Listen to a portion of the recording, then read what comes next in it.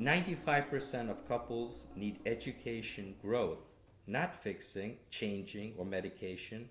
Growth is natural. It feels much more comfortable to us. Change implies there's something to fix, something wrong. Growth implies we need to learn something we haven't been taught. Remember, your position is everyone is trying their best.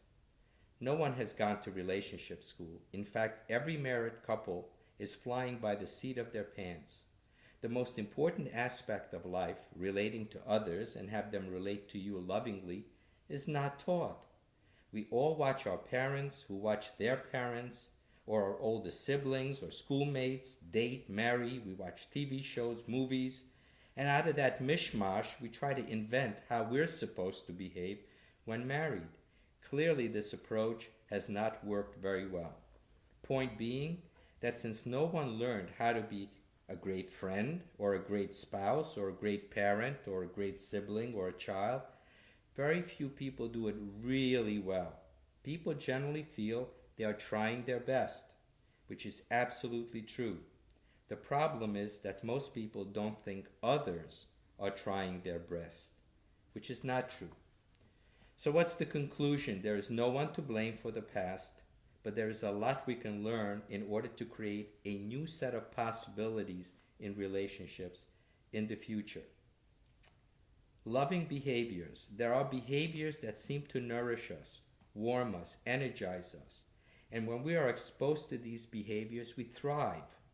Each of these loving behaviors has an opposite, like patience, impatience, which, instead of making us feel warm and energizing us, feels painful, as if we were being deprived of something nourishing. So what is love? This brings us to a discussion of what love is. Clearly, we all hurt when we feel someone treats us unlovingly. That physical pain, much like deprivation, is a signal that something real, tangible is taking place inside of us. The only other times we feel this type of pain associated with deprivation is when we're deprived of the life-sustaining energies of air, food, and water. Therefore, logic tells us that this means that there is a component of loving behaviors that is energetic and life-sustaining. Now we know why we all hurt when we are deprived of someone's love. It also means, in relationships, that acting conditionally, unlovingly, especially when people upset us, is not acceptable and does not work if human beings want closer relationships. Why do people get married? People have 7 reasons they list and one they fail to list. The one they fail to list is to be loved unconditionally.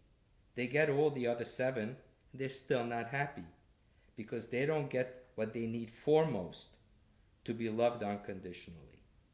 That doesn't mean we cannot get upset or angry with others. It just means that we still have to behave lovingly when we're angry. It is easier than sounds, and one of the important skills that you will be learning here.